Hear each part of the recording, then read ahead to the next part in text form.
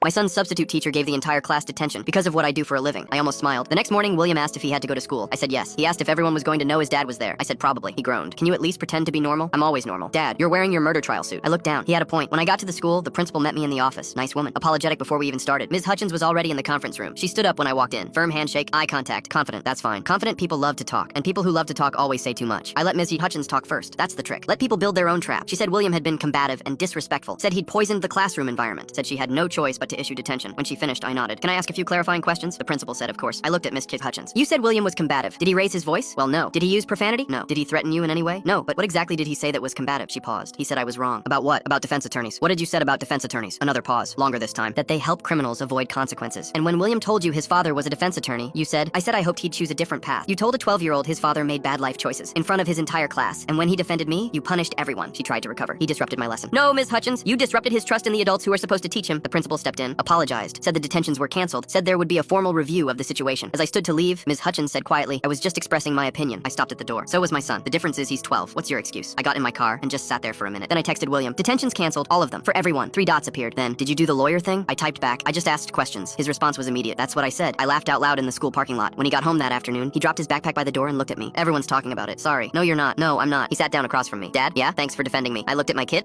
The one who stood up in front of his whole class and told a teacher she was wrong because she insulted his father. You defended me first.